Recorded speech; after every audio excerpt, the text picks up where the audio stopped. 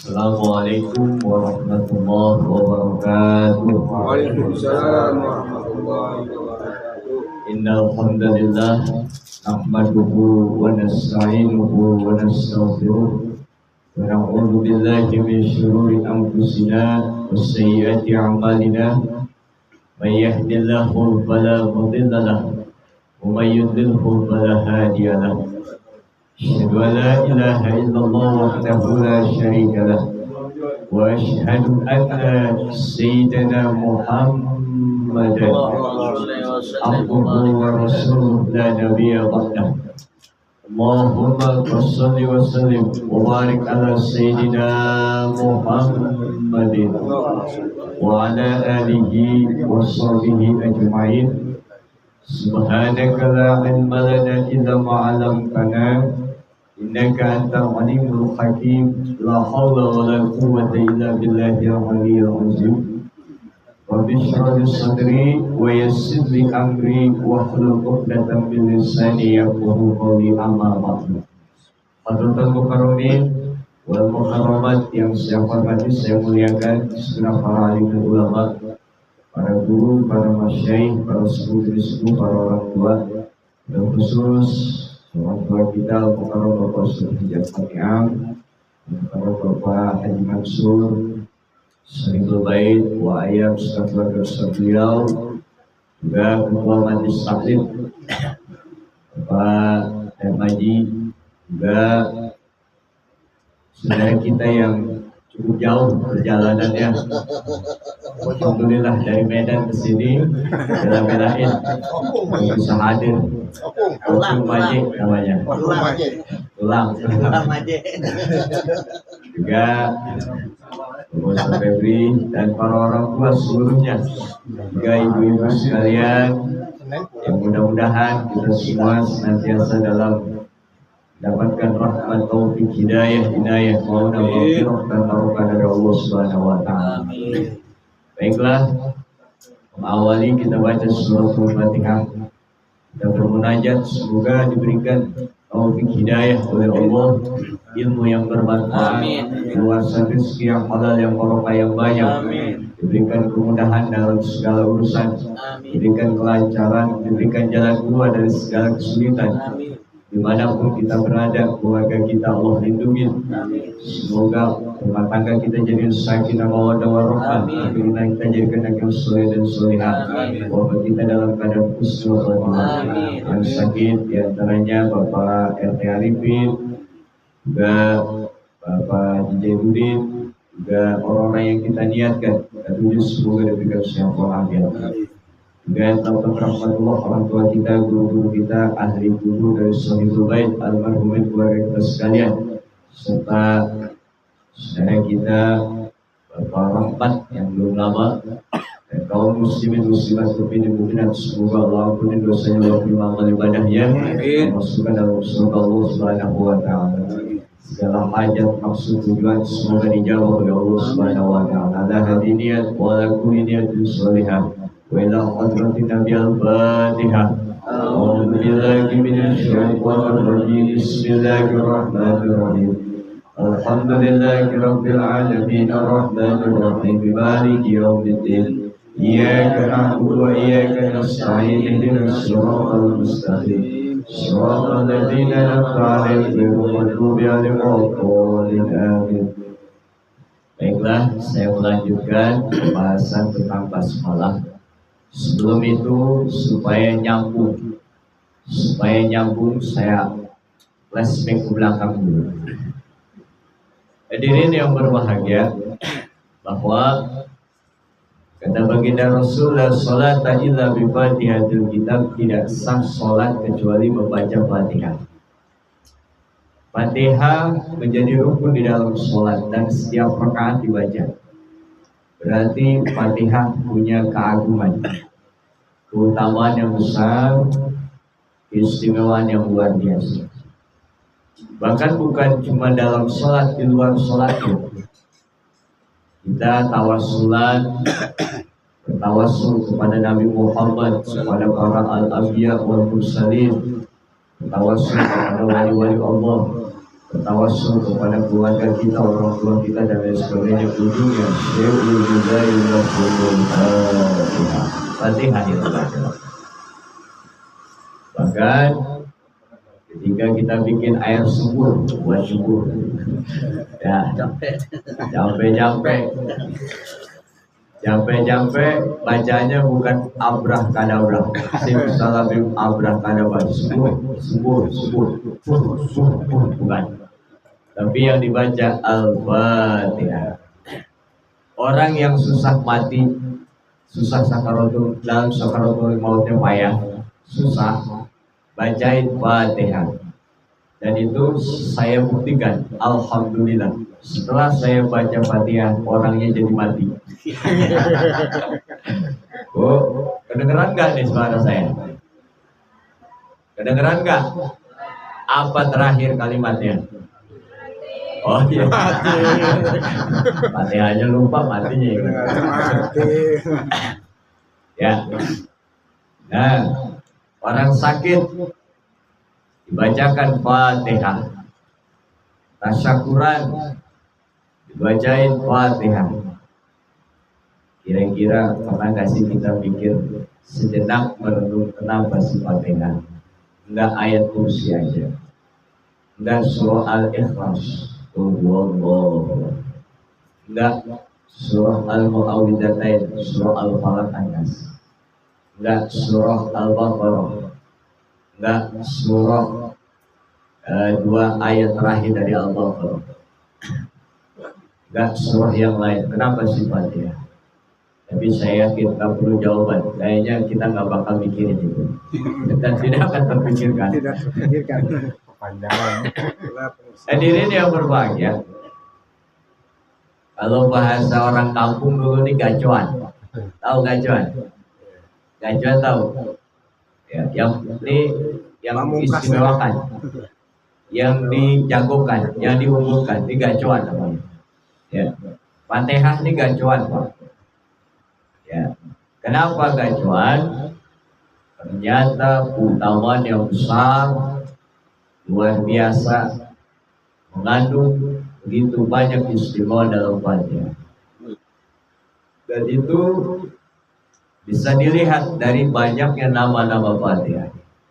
Yang kemarin diantaranya disebut dengan Al-Fatihah. Pertama karena membuka Al-Quranul Karim, di mana surah pertama Al-Fatihah ini kita hubungkan dengan khatam Quran yang kita baca, maka diawali dengan Fatihah. Nah, yang kemudian membuka sholat Al-Fatihah, ya. Kemudian membuka di mana hati manusia untuk dialog dengan Allah, hubungan seorang hamba dengan Allah dengan Fatihah. Ya. Hadirin yang berbahagia, nah itu kita sebut Al-Fatihah. Saya flashback dulu biar nyambung. Kalau ujung-ujung langsung basmalah aja, takutnya hilok nanti, kecemplak. Ya. Ya. Hadirin yang berbahagia, yang kedua disebut ummul kitab, induknya Alkitab. Kalau induk itu berarti isinya pokok-pokok, isinya itu dasar-dasar semua. Makanya 30 juz Al-Quranul Karim, 30 juz, 114 surah, 6.600 sekian ayat, dan sekian huruf, saking banyaknya sekian aja. Biar gampang lah. Ya. Itu pesan-pesan Al-Quran termuat dalam Al-Fatihah. Dan Fatihah itu sendiri terdiri dari 7 ayat. Berarti masing-masing ayat punya pesan moral yang sangat luar biasa. Di antaranya yang terangkum dalam keseluruhan yang termaktub dalam Fatihah tentang akidah, tauhid, tentang ibadah, syariat, sholat, puasa, zakat, haji dan lain sebagainya. Ya.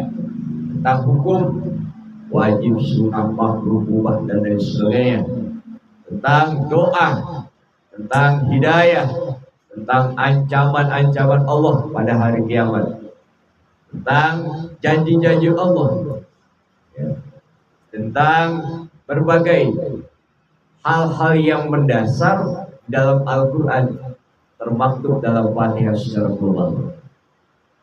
Berarti kita membaca Fatihah, hakikatnya di situ isinya, kandungannya, muatannya secara menyeluruh, muatan isi Al-Quran. Subhanallah, tidak main-main ini. Makanya kenapa kita bahas Fatihah, supaya kita itu hati kita terfokuskan, sehingga kita bisa memusatkan diri kita kepada bacaan Fatihah, akan melahirkan kekhusyuan, akan kita bisa mengagungkan, memuliakan, menghormati. Dan disitulah kita merasa kita lebih mengenal Allah Subhanahu wa Ta'ala. Hadirin yang berbahagia, ini dimuliakan Allah Subhanahu wa Ta'ala. Nah, di antara 7 ayat dari Fatihah, yang pertama adalah basmalah, bismillahirrahmanirrahim. Walaupun ini ada perbedaan pendapat di kalangan ulama. Menurut Imam Malik, Fatihah itu tidak basmalah bukan bagian daripada Fatihah.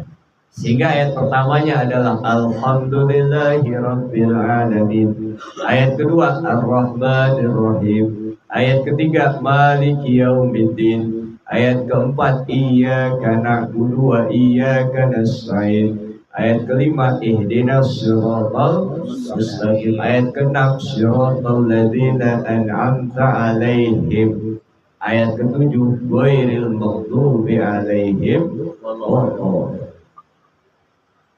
Dan Imam Syafi'i mengatakan bahwa basmalah bagian daripada Fatihah. Sehingga ayat pertama Bismillahirrahmanirrahim. Ayat kedua Alhamdulillahirabbil alamin. Ayat ketiga Ar-Rahmanir-Rahim.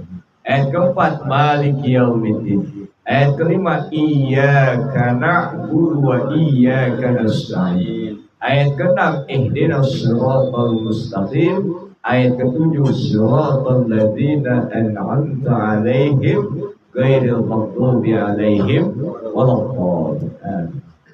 Kita mazhab Syafi'i yang kita ikuti. Ngomong-ngomong diam, dengerin apa ngantuk. Nyimak. Bu, ini ibu nih semangat pantauan ini.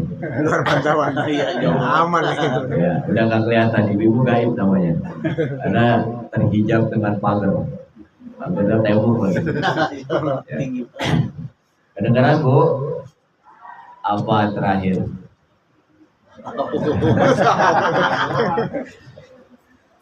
Boleh dengerin lah ya.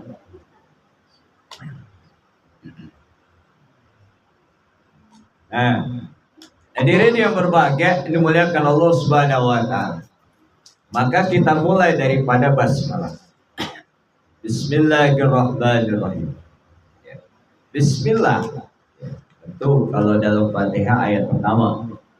Tapi membacanya, ya, kalau di dalam sholat kita mazhab Syafi'i kedudukannya ada bagian daripada Fatihah, berarti harus dibaca, wajib. Ya, dan Fatihah menjadi rukun. Hilang Bismillah gak sah. Ya. Dan tapi basmalah bukan hanya sebatas di dalam kita membaca Al-Fatihah di dalam sholat. Tetapi basmalah merupakan kalimat ucapan yang dibaca pada setiap permulaan pekerjaan.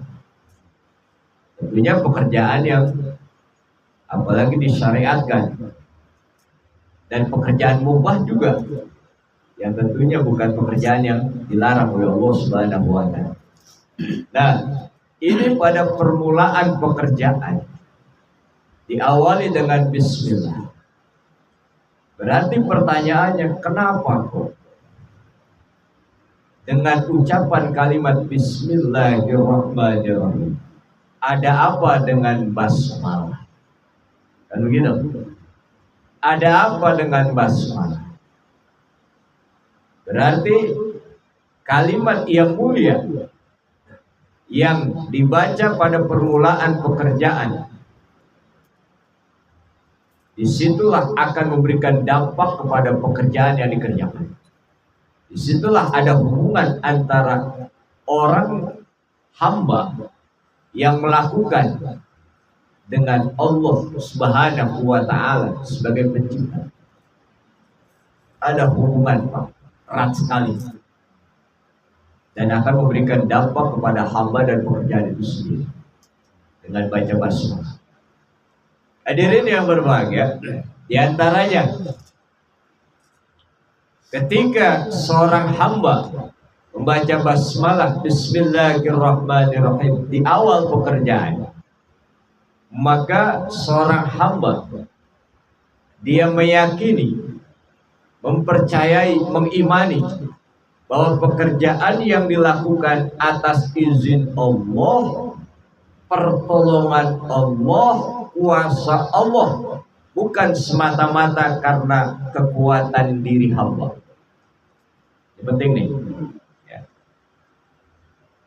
Atas izin Allah, pertolongan Allah, kuasa Allah, sehingga pekerjaan ini bisa terlaksana, sehingga pekerjaan ini bisa selesai sehingga pekerjaan ini bisa dilaksanakan, bukan semata-mata kekuatan hamba. Apa iya begitu? Ayo kita buktikan. Kalau di KTP, di sensus penduduk, apalagi mau pemilu tuh, penting tuh KTP, fotokopiannya. Kenapa? Jadi anggota ini Simpati. ya. Apalagi caleg itu kan butuhin KTP.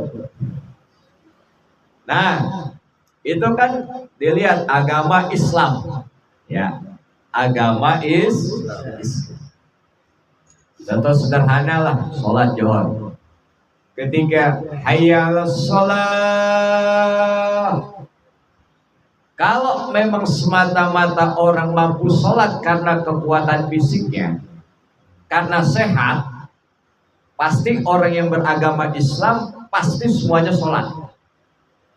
Tapi pada kenyataannya yang sehat banyak, yang sholat banyak, yang kagak sholat Banyak. ya. Lebih banyak. Kenapa? Padahal sama-sama sehat. Setannya banyak. Berarti yang sholat sehatnya ditolong oleh Allah, yang kagak sholat sehatnya nggak ditolong oleh Allah. Ini kan nyata. Kalau disandarkan semata-mata bisa melaksanakan ketaatan karena kekuatan fisik, mesti dong yang sehat semuanya harus sholat pasti. Tapi buktinya yang sehat sebagian sholat, yang sehat sebagiannya nggak sholat. Ya kan sama-sama sehat. Berarti fisik manusia tidak menentukan. Yang menentukan pertolongan Allah. Ini masalah makna tauhid nih. Ya. Tujuannya apa? Supaya manusia sadar bahwa kamu manusia bisa berhasil melaksanakan bukan karena kekuatan kamu, tapi pertolongan Allah. Supaya nggak sombong gitu aja. Kalau sombong kita jadi cucunya Firaun. Ya, bukan anak buah, ini mah cucu. Ya. Nah, contoh sederhana, sholat. Contoh lagi, ini yang disyariatkan dulu dah, puasa. Ya, puasa Ramadan. Kalau memang lihat KTP Islam, agama, bahkan ada yang nambahin Islam turunan. Ada yang nambahin tuh, ada Islam turunan lagi. Ya.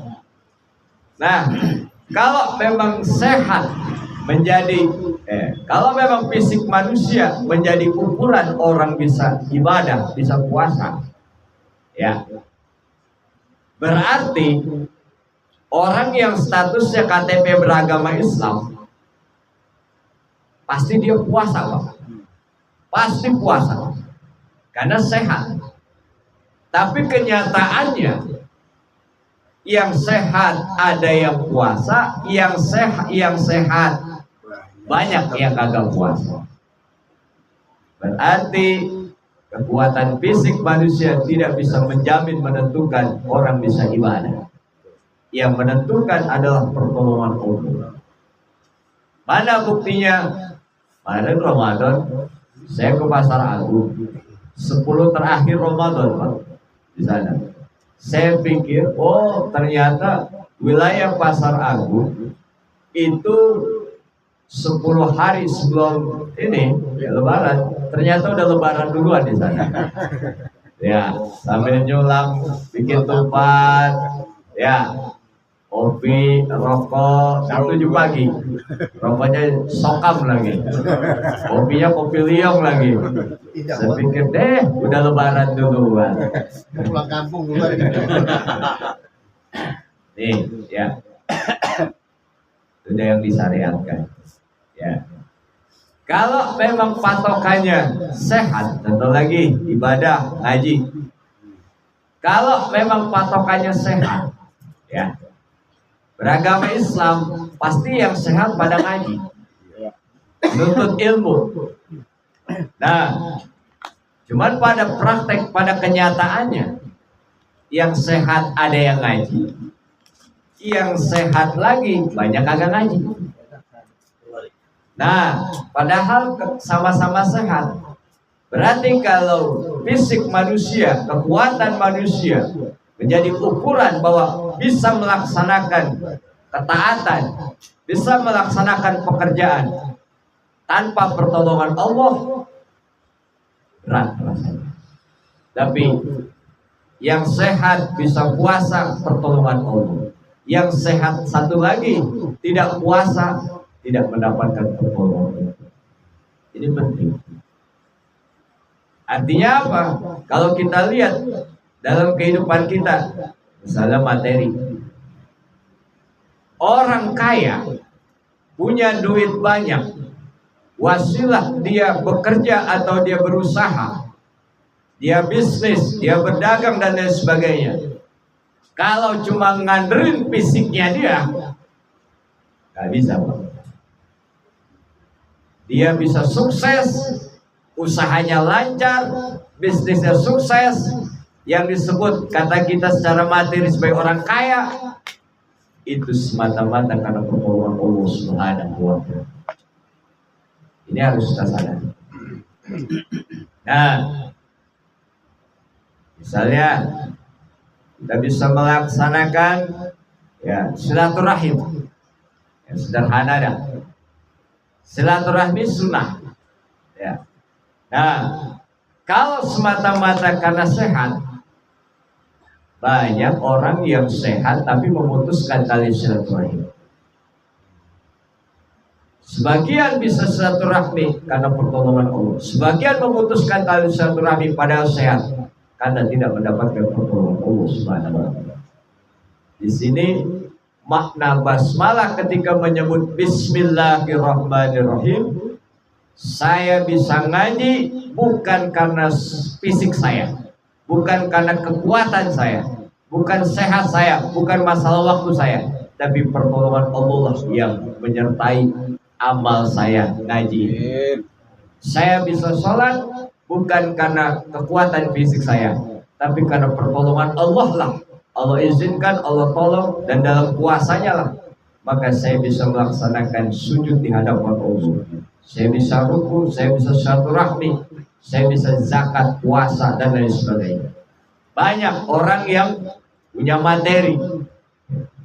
Amerika nyampe, Los Angeles nyampe, ya, sampai ujung dunia nyampe.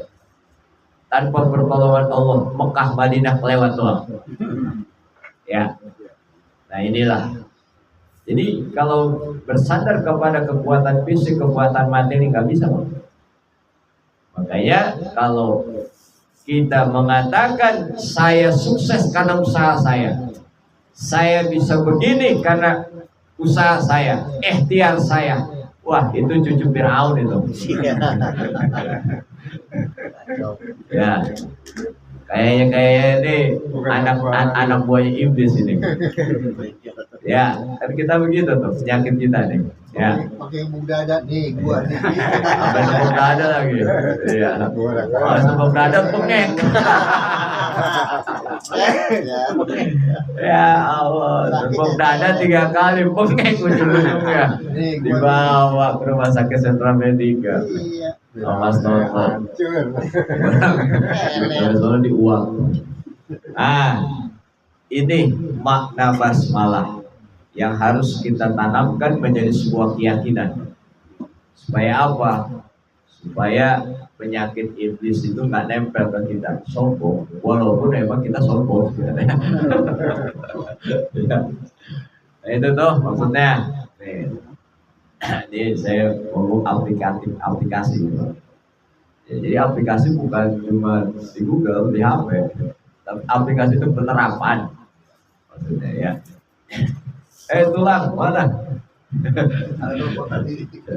Baik, itu yang pertama. Jadi kita bisa gonong gini, bisa melakukan berbagai aktivitas, baik itu aktivitas yang diwajibkan maupun yang disunahkan, maupun kita meninggalkan yang diharamkan, maupun yang dimakruhkan, meninggalkan makruhkan ataupun melaksanakan aktivitas yang mubah. Contoh mubah apa? Contoh mubah cuci motor. Ya. Cuci motor wajib apa mubah? Apa sunnah? Jangan haram.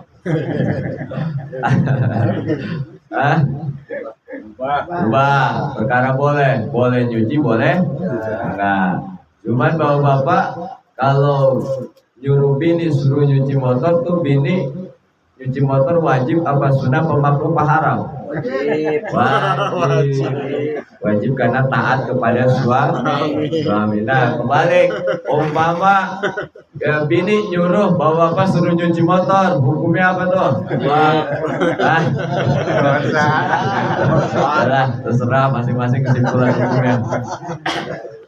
Ya, tuh, ya.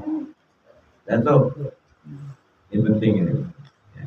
Yang kedua, kita baca dalil dulu. Bismillahirrahmanirrahim. Bismillahirrahmanirrahim. Kullu amrin ribalin la yubda'u fihi bismillahi wa abtaru. Bu, mati kagak bu? Kantos itu ya. Setiap perkara yang punya kepentingan, terutama dalam ibadah, tidak dimulai pekerjaan itu dengan bismillah, maka abtar. Lalu mengatakan qalilul barokah, sedikit berkah. Bahkan ada yang mengatakan terputusnya berkah. Artinya pekerjaan yang tidak diawali dengan basmalah terputus berkah, atau ada berkah cuma sedikit. Nah, pertanyaannya, apa sih berkah itu? Kita kan sebut seringkali mengatakan berkah. Mudah-mudahan Bapak hidupnya berkah, sehat, rezekinya lancar, ya. Mudah-mudahan usahanya berkah, mudah-mudahan rezekinya berkah, hidupnya berkah, keluarganya berkah. Nah, aku berkah. Tambah lagi katanya. Berkah kalau bahasa Arabnya al-barokah. Ya, barokah. Tahu barokah? Ini di sini. Itu yang semalam kita situ ngaji. Susah amat dari barokah. Ya masuk. Ya. Baru kemarin. Al-barakatu hiya ziyadatul khair. Bertambahnya kebaikan. Ya, bertambahnya kebaikan. Artinya bertambahnya kebaikan, bertambahnya manfaat, kemuliaan yang diberikan oleh Allah Subhanahu wa taala pada suatu perkara atau suatu pekerjaan, ya. Nah, jadi walaupun ya, secara jumlah atau kuantitas itu sedikit, tapi kalau Allah kasih keberkahan itu menjadi kebaikan yang banyak. Ya, walaupun dapat rezeki sehari nih, ya walaupun Gojek online sehari, walaupun nggak banyak sih 5 juta. Jual motor. Saya tinggal. Sehari 5 juta ya, motor gimana? Jadi. Gak ada ya. Ya. Paham, walaupun sedikit, tapi di situ Allah kasih keberkahan, itu manfaatnya luar biasa, kebaikannya banyak. Ya. Hadirin yang berbahagia, dimuliakan Allah Subhanahu wa Ta'ala. Jadi persoalan berkah itu bukan panjang umur, umurnya panjang, duitnya banyak, jabatannya tinggi, bukan. Tapi keberkahan itu, itu sesuatu yang membawa kebaikan, membawa ketenangan, bisa memberikan manfaat maslahat yang lebih luas. Itulah disebut dengan berkah. Hadirin yang berbahagia, ini dimuliakan Allah Subhanahu wa Ta'ala. Kita lihat, kita bahas dalam berbagai perspektif yang penting. Pertama, kalau dilihat dari perspektif fikih, berkah nih, berkah ini secara fikih ini lebih praktis dan lebih normatif, Pak. Apa? Yakni kalau kita lihat berkah dalam perspektif fikih itu berkaitan dengan kehalalan. Berarti kalau rezeki dicari dengan cara yang halal, memperolehnya halal, ya, berkaitan dengan kehalalan. Makan barangnya yang halal, bukan yang diharamkan. Pakaian dengan hasil usaha yang halal. Nih, ya, fasilitas yang kita pakai hasil yang halal. Bangun rumah hasil yang halal, bukan korupsi. Nah, jadi dilihat secara fikih, ya, itu dasar sekali halal itu. Ya, jadi halal bukan di MUI doang, Pak. Ya, ada berkaitan dengan hukum. Halalnya, terus untuk manfaatnya. Punya duit buat beli narkoba, nggak berkah. Walaupun duitnya halal, beli apa? Whisky, ya, brandy, wine, topi miring, topi menceleng, nggak berkah. Lihat dari sisi manfaat, ya. Punya HP judi online, ada nggak? Judi slot. Walaupun beli HP-nya pakai uang halal, ya. Jadi lihat dari segi manfaat dan kebaikan dari harta. Ya, tadi kalau dulu makan SDSB dulu ya, itu beli kupon. Ya kan, kalau dulu kan SDSB, lotre, apalagi itu namanya, buntut, togel, ya, belum tahu memang zaman jadul lagi, lebih jadul lagi, lebih jadul lagi, itu empong itu, kemarin anak-anaknya. Kalau jadi slot baru ini cucu deh, itu udah kemarian, ya, zaman juga ya. Ya kan, walaupun duitnya boleh dari cara yang halal, mendapatkan yang halal, tapi mengeluarkannya pada yang halal. Kita lihat di situ, ya. Jadi dari segi kemanfaatannya dan dari segi kebaikannya, maslahatannya. Hadirin yang berbahagia yang dimuliakan Allah Subhanahu wa Ta'ala. Jadi fikih itu melihat dari berbagai aspek. Ya. Kalau kita lihat berkaitan dengan harta nih, berarti harta diperoleh dengan cara yang halal. Ya. Terus mengeluarkannya pada yang halal, ya kan? Nah itu. Nah, makanya berkaitan dengan secara normatif sekali begini.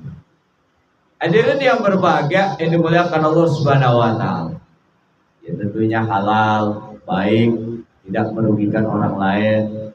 Ya, jual tanah tidak matokin tanah orang. Saya patok namanya. Merugikan orang lain kan gitu. Ya.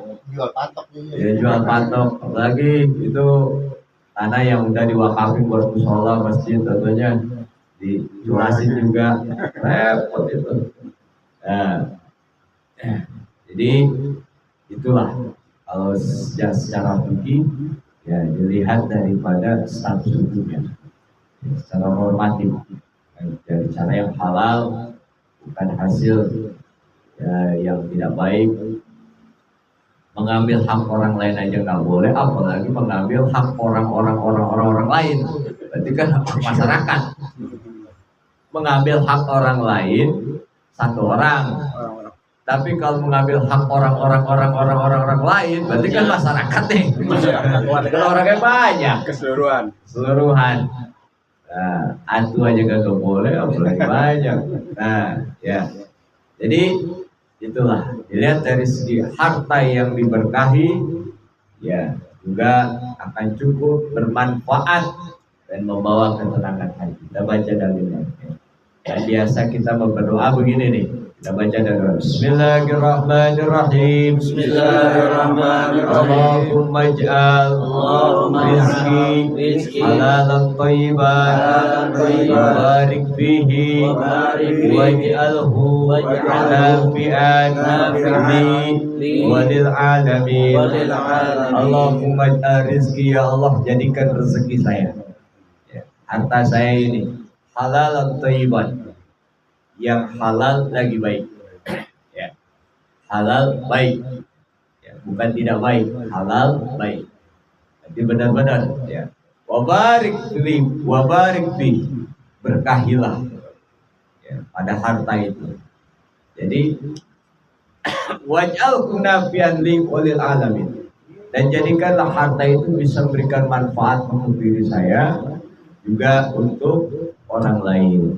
Kalau kita lihat makan dari makan yang diperoleh harta yang halal, ya, dicarinya dengan cara yang baik, lalu dibeliin berasnya dimasak, ya kalau sekarang pakai rice cooker, ya, lalu dimakan karena dasarnya halal, dimakan maka tumbuh menjadi hal-hal yang baik dalam tubuh, maka mengeluarkan perbuatan yang baik positif. Itu pengaruhnya, inilah berkah namanya. Tapi kalau boleh ngentit duit rakyat, korupsi. Korupsi walaupun banyak jumlahnya. Kemarin itu kan bayangin Pertamina kan sampai disebut buat pada 986 triliun, Bang. Banyak. Ya. Itu kan duit rakyat. Tapi hasil korupsi walaupun banyak, mau dibeliin beras ke, dimakan sendiri gak berkah. Dikasih fakir miskin gak berkah. Mau disumbangin ke masjid Aida, terima aja, tapi nggak berkah. Kita tahu ini ya. Kan nggak tahu kita mah. Ya. Tiba-tiba datang tuh kan koruptor. Pak DKM siap. Ini masjid saya bangun 5 lantai. Terima aja Pak. Terima aja. Ya. Pokoknya Bapak terima kunci aja. Iya benar kunci doang. Bangunannya nggak ada. Ampun. Terima kunci kagak, kunci doang. Kunci doang. Sama jumlahnya nih. Nggak berkah. Walaupun banyak. Dibeliin mobil Mercedes-Benz, Mercy, BMW, ya kan. Lamborghini, nggak ada tuh. Ada Lamborghini. Ya, mobil-mobil mewah, Alphard dan lain sebagainya. Nggak berkah, banyak nggak berkah. Hasil korupsi tidak halal, tidak sah asasnya. Tapi emang boleh keras peras keringat, banting tulang. Saya nggak bisa gambarin bagaimana banting tulang, Pak. Banting apa aja iya bisa. Saya nggak banting tulang. Ya. Pak Joko ini bantu pulang. Nah, itu istilah kerja keras. Ada tulang Medan. Panas kepanasan, hujan kehujanan. Walaupun sehari dapat cuma 50.000, beli beras dapat cuma 3 liter. Yang 3 liter dengan cara yang halal itu berkah. Dimakan. Terus karena barang yang halal, tumbuh daging yang baik, maka bisa buat ibadah kepada Allah Subhanahu wa Ta'ala. Ini berkesinambungannya begitu. Ya. Makan harta yang haram, masuk tumbuh daging yang haram. Daging yang haram ini dibawa sholat, males. Dibawa puasa, pengennya sahur mulu. Sahur mulu. Kita kan kalau sahur itu kan sebelum subuh. Kalau ini nih sahur mulu, jam 6 sahur. Ya. Terus jam 9 sahur lagi. Ya, jam 12 sahur lagi. Pengen sahur mulu. Bayangin tuh. Biar ini nggak buka. Ya. Ini terus. Nah, itulah namanya berkah. Tadi saya katakan, walaupun ojek online ia dapatnya nggak banyak, 5 juta. Amin apa? Amin. Ya, ini namanya kita dapat. Cerita yang enak-enak katanya gitu. Cerita kematian suruh orang kagak sepakat. Kayaknya ya Allah. Nah, walaupun sedikit tapi halal, bisa kita makan buat kita, tambahin keluarga, maka bisa sholat, bisa puasa, ibadah dengan baik. Ini namanya berkah. Ini secara fikih, ya. Jadi walaupun secara normatif, ya, itu halal, tapi memberikan pengaruh dampak yang begitu luas. Nah, ini namanya berkah. Hadirin yang berbahagia, yang dimuliakan Allah Subhanahu wa Ta'ala. Nah, dari hal itu, kalau kita lihat contoh berkah umur. Umur apa sih? Umur itu usia. Usia apa sih? Waktu. Waktu itu apa sih? Masa. Masa itu apa? Jam. Dan gampangnya dia berputar. Ya, berputar. Nah, dikatakan umur atau waktu. Waktu yang barokah. Nih, sekarang nih Pak, waktu barokah.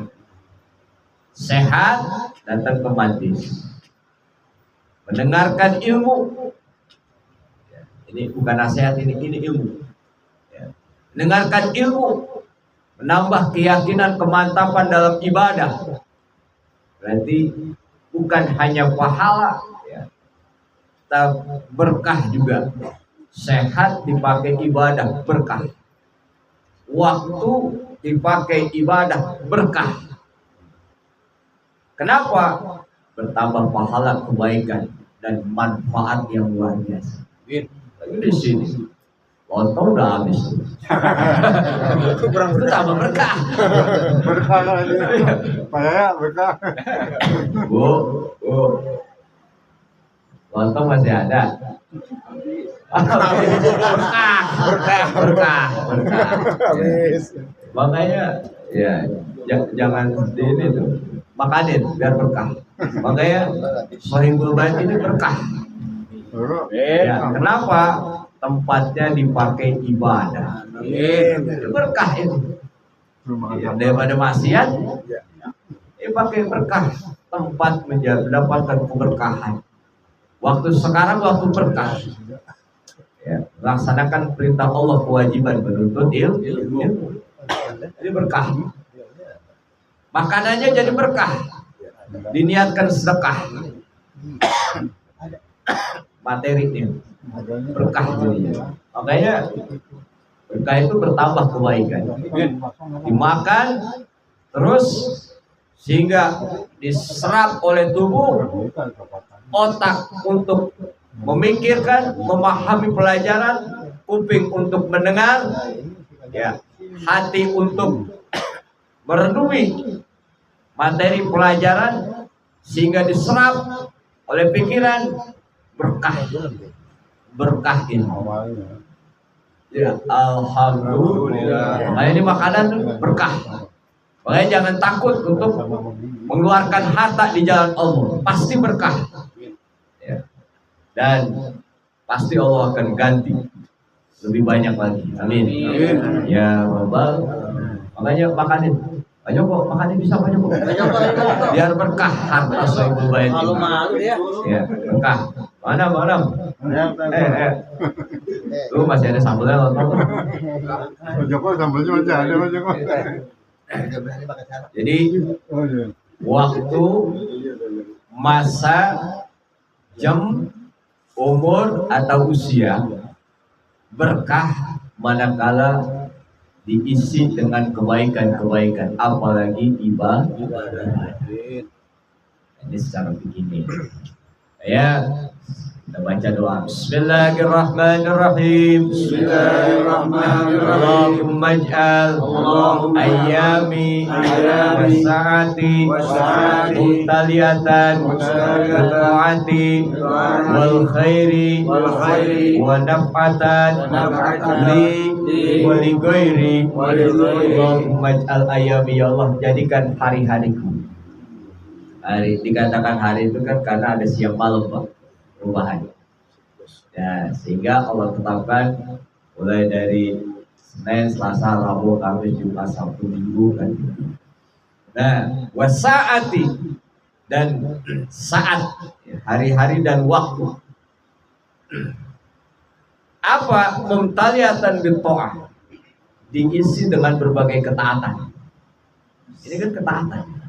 Melaksanakan perintah Allah itu betul-betul ketaatan. Ini kan sedekah, ketaatan. Silaturahmi, ketaatan. Makanya pahala yang paling besar yang paling jauh dari Medan. Oh, kita mas langgan.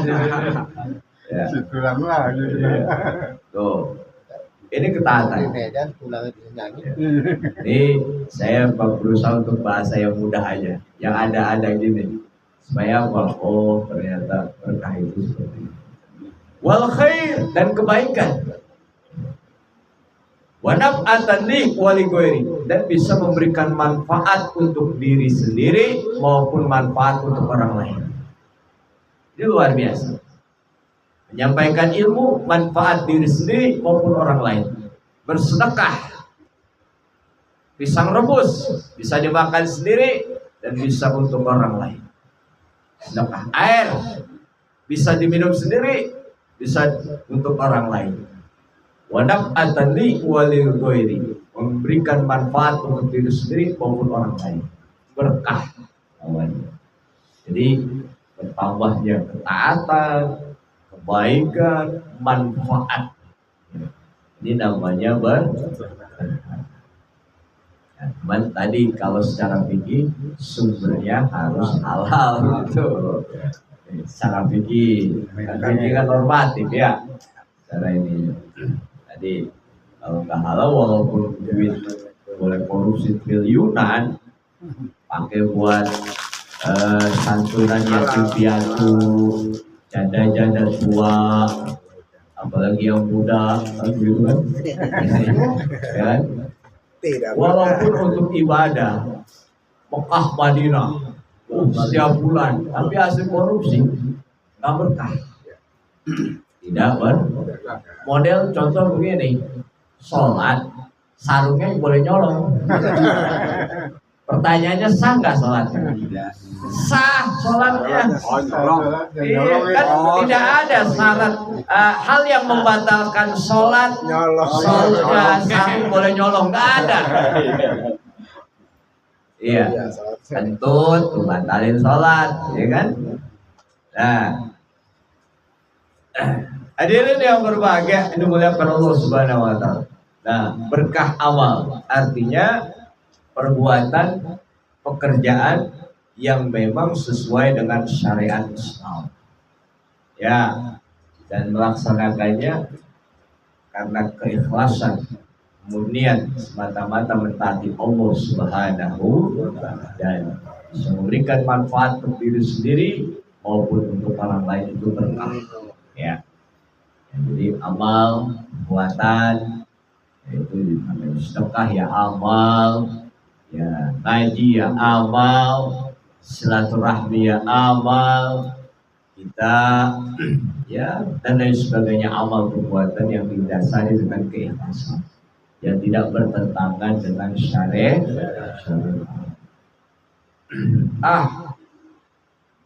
Berjamaah di masjid bagus, tapi di masjid masing-masing pegang HP judi online. Nah itu amal kagak berkah. Kalau sholat berjamaah ya berkah. Ini judi online di masjid. Jumatan kan, masing-masing megang HP, sok pertama, sok kedua, sok tiga dia. Khutbah aja pada main judi online. Kagak berkah amal ya. Ya. Punya pangkat jabatan, dudukan. Jenderal bintang 2, tapi membackup judi online, tak berkah. Jabatannya boleh sikut-sikutan, boleh sikut-sikutan, dekengin begituan judi online, dekengin tempat-tempat prostitusi, ya, tak berkah. Walaupun pangkatnya tinggi, tapi nggak usah khawatir. Baru bintang 2, tenang aja, ada bintang 7 telak. Kuyat itu. Bintang 2 teler, minum bintang 7. Ya, baik. Ya, ini dari segi amal. Jadi kalau mau kita lihat amalan yang berkah seperti apa sih? Tentunya amalan yang tidak bertentangan dengan syariat. Bisa memberikan manfaat maslahat untuk diri sendiri maupun untuk orang lain, ya, dan dikerjakan semata-mata karena ketaatan kepada Allah, memurnikan ketaatan kita kepada Allah Subhanahu wa Ta'ala. Nah, ini amalan jadi berkah, bertambahnya kebaikan. Amin ya rabbal alamin. Kita baca doanya. Bismillahirrahmanirrahim. Allahumma ij'al amali salihan wa mabrukan wa muqabbalan ladaika. Allahumma ij'al, ya Allah, jadikan amali, amal saya, salihan, sebagai amal soleh, ya. Wa mabrukan, juga diberkahi. Amal yang baik, amal soleh diberkahi, wa muqabbalan, diterima oleh Allah Subhanahu wa Ta'ala. Mantap benar. Amal baik diberkahi, diterima oleh Allah. Kita kan banyak amal baik yang kita kerjain, cuma diterima enggak aja kan bingung. Hampir remeng-remeng kita ini. Ya, sholat ayam-ayaman nanti amalnya memang perintah Allah baik, tapi kan nggak khusyuk ini. Ya mudah-mudahan Allah ampunin. Amin. Nah ini itu harus awal ya. Makanya doa tadi diringkas kita baca. Bismillahirrahmanirrahim. Allahumma ij'al rizqi halalan wa amali sholihan wa waqti nafi'an. Ya Allah, jadikan rizki saya rizki yang halal. Berikan rezeki yang halal, yang barokah, yang banyak, yang luas, untuk taat kepadamu ya Allah. Pokoknya udah gitu aja, gak usah disebut angka. Ya Allah, berikan 3 triliun, gak usah Pak. halalan thayyiban mubarakan wasi'an. Wah, halal, baik, diberkahi, luas. Luas, nafi'an, memberikan manfaat harta itu. Luar biasa. Ya. Nah. Wa amalis sholihan, amal soleh. Tadi amal soleh yang diberkahi, yang diterima oleh Allah Subhanahu wa taala, wa waqti nafi'an, dan waktu yang bermanfaat. Ya. Kalau kita lihat waktu kita lebih banyak buat kagak manfaat daripada yang manfaat. Buat banyak waktu yang kita buang daripada buat ibadah. Makanya kadang-kadang ya udah daripada video online dengan pelanggan promo aja Pak. Pelanggan promo kan kagak dosa. Saya tanya, pelanggan promo wajib apa haram? Apa sunnah? Apa makruh? Apa mubah? Mubah. Pelanggan promo ya.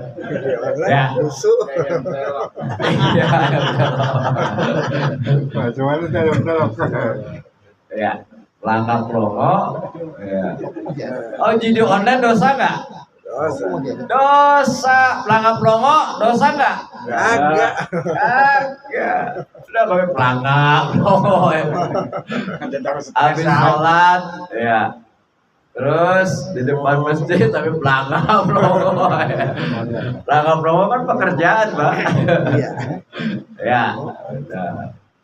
Daripada maksiat kan judi online, walaupun menguntungkan lagi menang. Kan judi begitu, menangnya bisa ketagihan, kalahnya penasaran, nyakit tuh. Menang ketagihan, kalah penasaran. Judi online. Itu jorganya. Judol. Kayak kan lagi familiar dengan judi online. Ya, terus juga pinjol. Iman online, cinta darat, rentenir. Iya. Jadi nggak berkah seperti itu ya. Ya boleh saya tanya. Jadi kan umpamanya kan, baik. Assalamualaikum warahmatullahi wabarakatuh. Waalaikumsalam. Kembali ke masalah keberkahan. Ada satu kasus umpamanya kita melakukan suatu perbuatan dengan upah.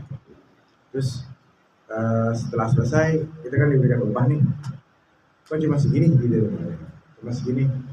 Jadi kan kerjanya cuma begitu doang, ada ini. Kita udah nggak sesuai gitu ya, udah biarin deh daripada kagak. Nah, itu kan secara dasarnya halal. Ya.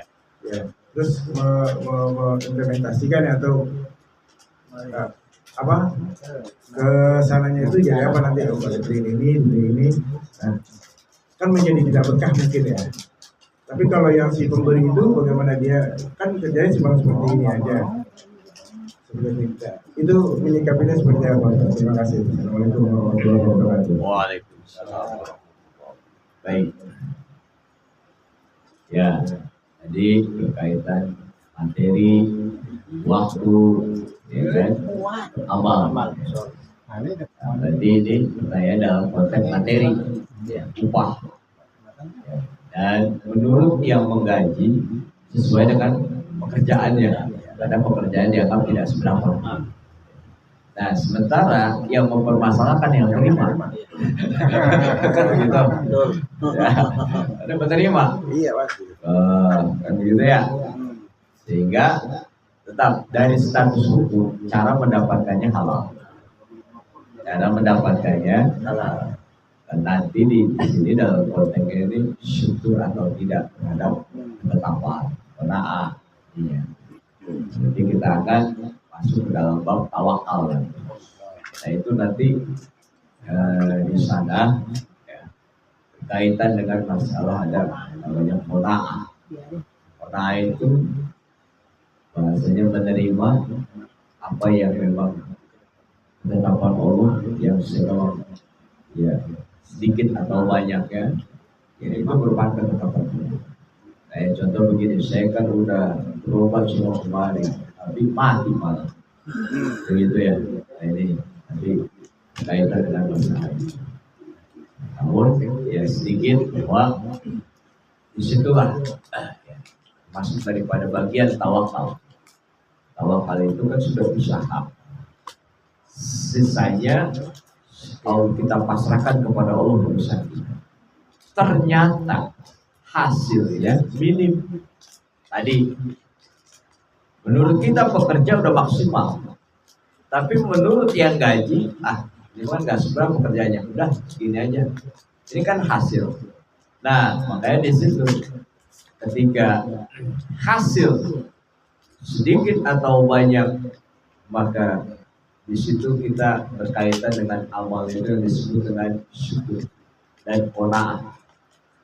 Jadi syukur melihat daripada kalau konteks tauhidnya, tasawufnya, bagaimana hati ini bisa menerima walaupun itu yang sedikit, hakikatnya Allah yang ngasih sedikit lewat tangan orang. Jadi hasil Allah yang mentakdirkan. Ini ya. Orang sudah berobat, sudah usaha, tapi hasilnya mati kok. Urusan hasil Allah. Jangankan orang enggak usaha, lagi pelangga promo, tiba-tiba dapat telepon BLT keluar. Nah, Alhamdulillah. sekarang berapa? Berapa teh? Enggak ada. 900.000. Nggak pernah. Wah, nggak dapat. Tahun pantesan nggak tahu. 900.000. Kan nggak ada usaha. Ya, tiba-tiba langsung, wah, BLT keluar 900.000. Emang Allah sudah tetapkan. Nah, banyak kasus-kasus seperti itu yang memang pada intinya tadinya kepada qanaah, menerima ketetapan Allah. Yang memang kalau banyak kita girang, kalau sedikit kadang-kadang kita sikapi dengan beruntung, tidak menerima. Itu penyakit. Kalau yang ngasih juga Bluetooth juga kan cuma segini, atau yang ngasih cuma itu sih. Kita nggak usah persoalan yang ngasih. Yang penting bagaimana menata hati kita. Nah, jadi kalau dalam konteks tasawuf di sini, ya seperti itu. Ketetapan Allah Subhanahu wa Ta'ala. Ya, saya awal kali itu kita nggak usah mikirin hasil, ikhtiar aja. Adapun selebihnya, ya Allah, saya bertahu, saya pasrahkan usaha saya kepadamu, ya Allah. Ini. Nah, ternyata Allah memberikan hasil. Orang berobat, puskesmas nggak manjur, ya nggak sembuh, pulang terus ke sentra medika, terus ke Hermina, atau terus sembuh. Allah tetap hasilnya. Allah berikan hasil baik kesembuhan. Alhamdulillah. Ternyata di puskesmas dirujuk ke sentra medika, dirujuk ke Fatmawati, pulang pakai ambulan Mas Toto. Innalillahi wa inna ilaihi raji'un. Ketetapannya tidak baik, ya. Tapi bagaimanapun inilah hasil itu Allah yang mentakdirkan. Kita tinggal hanya berusaha menerima. Ini qanaah namanya. Nanti kita akan bahas tentang tawakal. Mudah-mudahan kalau kasih kita kembali. Hadirin yang berbahagia, dimuliakan Allah Subhanahu wa Ta'ala. Dalilnya kita baca Bismillahirrahmanirrahim. Bismillahirrahmanirrahim. Ya ayyuhalladzina amanu kulu min thayyibati ma razaqnakum washkuru lillahi in kuntum iyyahu ta'budun. Jadi kalau Quran dibacakan, kita ikutin Pak. Itu sama aja kita membaca Quran. Ya. Hai orang-orang beriman, ini perintah. Kulu min thayyibat, makan yang baik-baik. Ya. Halal, baik. Ya. Baik itu ya makanan yang bergizi, makanan yang memang tidak mengandung racun, makanan yang memang baik untuk kesehatan tubuh. Ini thayyibat, bukan yang diharamkan. Ma razaqnakum, terhadap rezeki yang kami rezekikan kepada kalian. Jadi diperintahkan makan yang baik, ya. Dan Washkurulillah. Habis itu urusan hati. Makan jasmani, ya, makan syukur hati, pekerjaan hati, Bang. Makan pekerjaan jasmani, lahiriah. Syukur pekerjaan hati. Washkurulillah. Ada dua pekerjaan. Makan jasmani, perut kenyang.